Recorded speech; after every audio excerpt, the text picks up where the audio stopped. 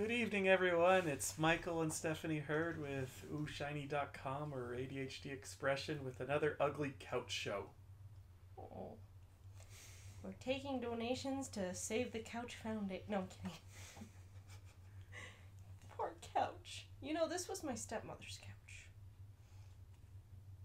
That explains a lot. Yeah. Anyway, fixing. How do you do it? Well, fixing, it depends what you mean by fixing, whether it be fixing the computer or fixing the pet cats or dogs or whatever. Spay neuter your pets. Or I guess probably where you're going at it, again on unprepared notes, is fixing people. He's saying unprepared notes, but really the computer has crashed twice already. And now he completely knows my notes, and I hate him for it! Anyways, with having the paradigm that, hey, I need to be fixed, or my wife, Stephanie, she needs to be fixed. And to do a better job at something like that, if only I could fix her, turn the switch, tighten the screw, then she'd be the Stepford wifey. I think he's lost it.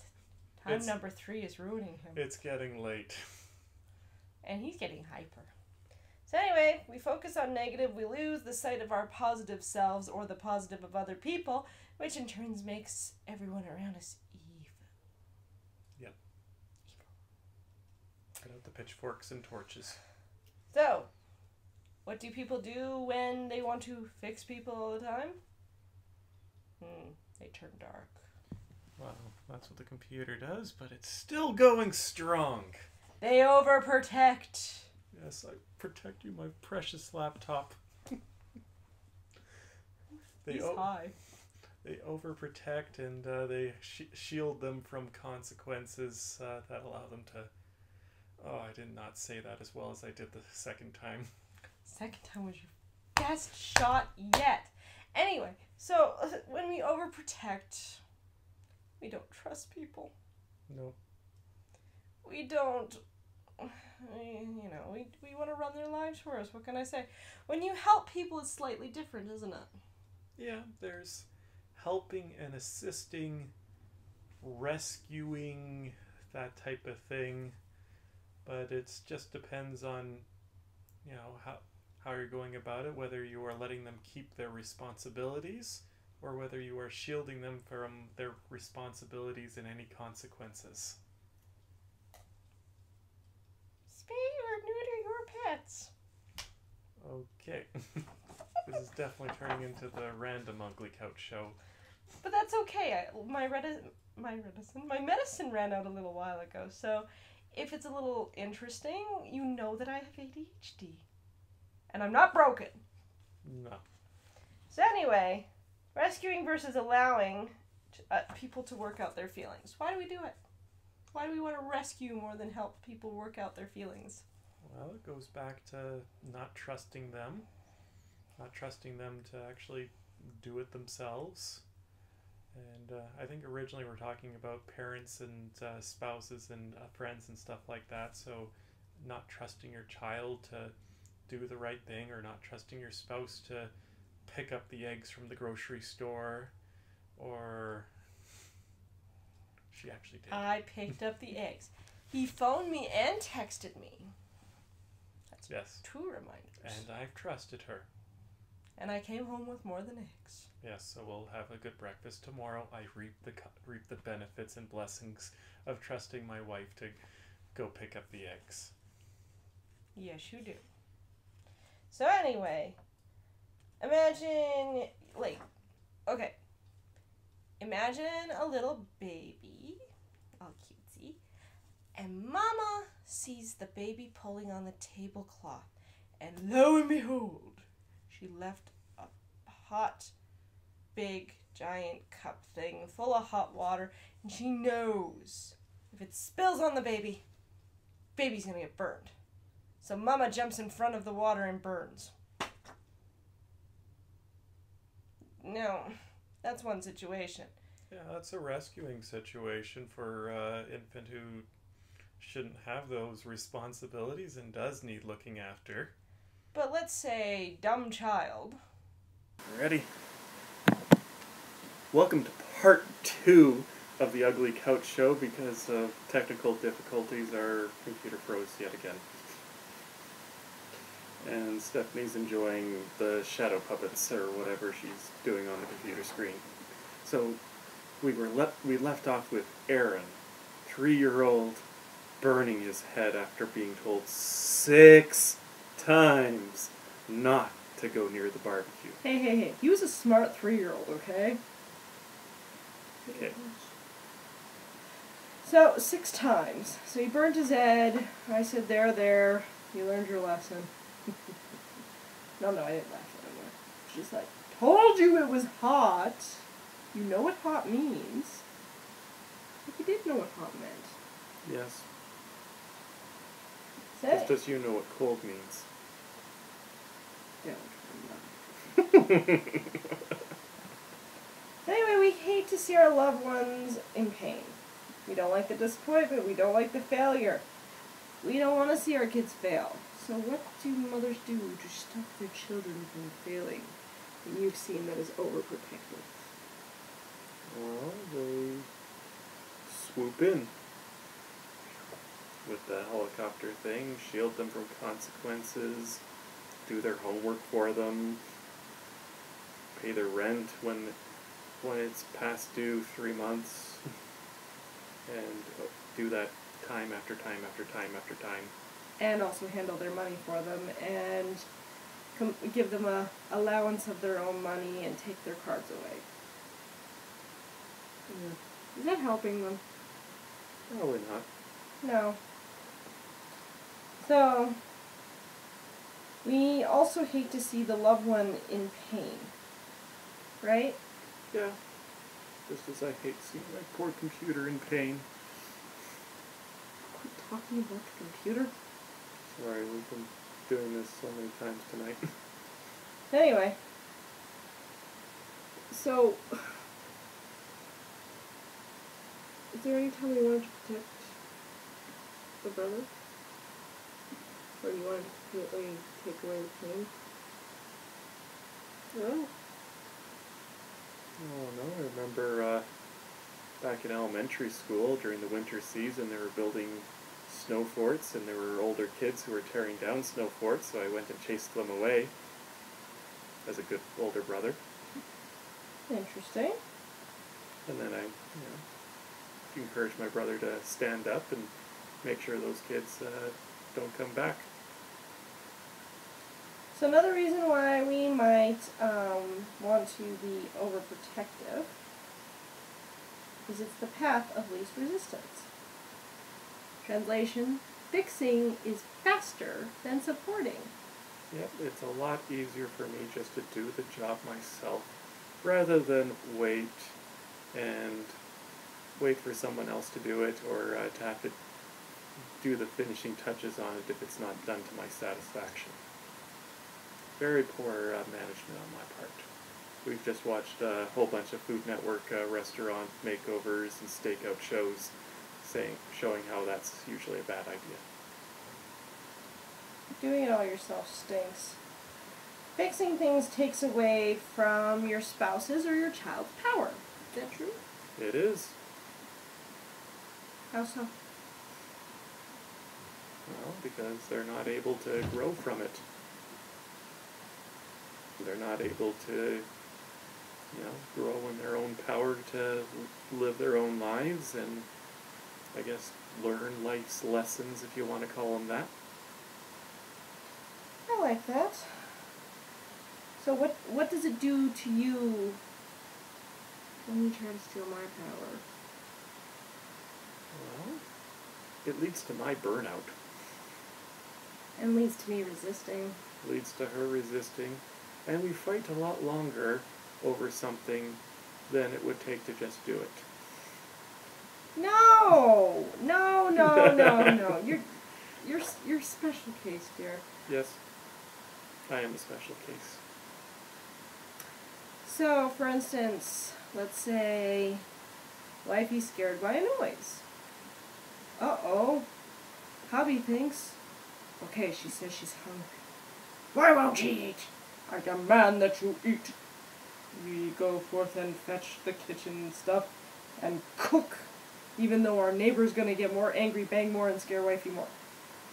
And Wifey goes, I'm okay, I'll be fine for a while, let me calm down and figure things out. Instead, hubby goes and grumbles, boom, boom, boom. I'll get the peanut butter, I'll save you. Peanut butter to the rescue. So the peanut butter's taken. The Wifey is satisfied enough, and she goes to sleep. And as she's starting to fall asleep again, hubby goes, why won't you fix your needs? Neighbor's downstairs. Actually, he's out for a smoke. Oh. So anyway. So, it leads to stress. Welcome to part 3 in our continuing saga of the smoking computer. Off on a break with our neighbor. So, stress, lack of doing things for yourself, making things worse, and becoming angry and defensive. It also results in the person you're trying to control moving away from you and not wanting anything to do with you. I can remember many a times. Now see, my mother, she didn't force me to take the medication. She handed it to me and I would take it.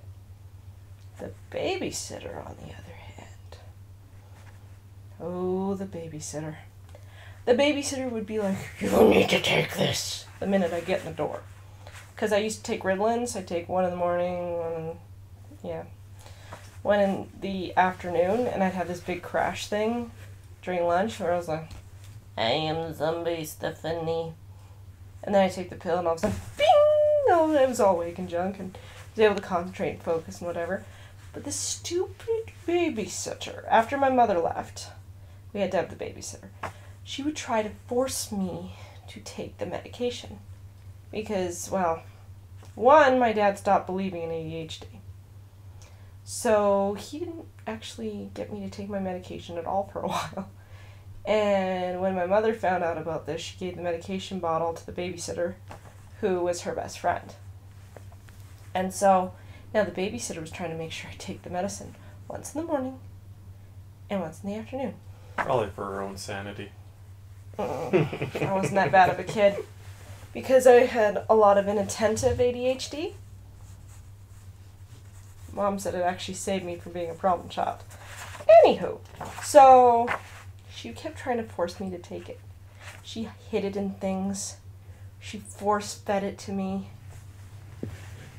It seriously got to the point where I was just like, game time. I am going to figure out how many ways I can hide it under my tongue and my cheek and whatever, so I don't have to take it. So I'd spit it under her car tire just so she'd run over it and I had the final laugh. I'd spit it in the toilet. I even spit it in her hair once. That was bad. I hope you've apologized since then. Many times, in fact. But yes, it became this sort of fun game. Now, it didn't help that I have a throat condition where swallowing is Satan, because the more anxious I'd get about the pill, the harder it was to swallow the stupid thing. Mm-hmm. So, like when my mother would just hand it to me, here you go, she wouldn't sit there and go, you must take it. She wouldn't, like I had a routine where I'd wake up in the morning, have my breakfast, she'd give me my pill after I was done my breakfast. Janice did it the minute I came in the house. Here's the pill. Didn't like that. Didn't like that at all, because it wasn't in my time. But yeah, that's just one example. And so Janice would get very agitated, very upset, and turn red, angry, yell at me, all sorts of things because she was trying to overpower me. It didn't work. Nope. That kind of sucked, though. Anyway. So what gave you power to take the pill? What gave me power to take the pill? Or pills in general. Vitamins. Well, first of all, we found out that I had a swallowing problem. And my mom was kind of embarrassed about it when she came back the second time. It was an aha moment. And so we went to, it was because of an allergic reaction, actually, to Brazil nuts. Welcome to part 4 in our continuing saga of recording this video cast before the computer goes kablooey. I've just promised Stephanie a nice A&W Mozza burger if we make it into the final home stretch. It is very much getting past our bedtimes and medications have run out, but we are in this to get something out to you on fixing people, consequences, shielding them or not, and especially with computers going all fuzzy. Anyways, as we continue on, she talked about whether the babysitter forcing her to take her medication was good, and no, it wasn't. Because there was all those factors with her throat condition and then just plain, being a teenager. So Teenager, nothing. I was 11. Oh, 11. Okay. 11, preteen, whatever. Just already the ADHDers tend to be rebels. But yeah, so taking away that agency from you in order to take it, choose to take yourself and understand, hey, this is what I'm like on the medication, this is what I'm like off the medication, and whether it works for you, as well as learning to be calm, I guess, with your throat condition and finding out that you have one. Yeah, it helped out. It did help out. I swallow a lot better now. You can ask him. Yes, she's no longer puking up steak. Except when I get too stressed out, and then I have to take my inhaler. I have to take an inhaler by swallowing it. That's disgusting. Yeah. So, let's take it into the home stretch and get you your burger. Yes. And hopefully this is part 6 in our continuing struggle to get this little video done. Going into the home stretch, we've got stuffies and praises to all gods, technical. So Stephanie, taking us into the home stretch. What do you do to be less protected? Let go. And shoot. Okay. They're annoying. So anyway, don't leap right away. In other words, don't shoot the neighbors. Think before you act. Number 2, is this situation in your control? Can I go out and say, neighbors, shut up? Yeah, I could. Will they necessarily listen to me? No, they might. Does this situation involve you? Currently, it does. I want to tell the neighbors to shut their face. But, let's say it wasn't about me, it was my kid across the city who had the neighbors with the same problem.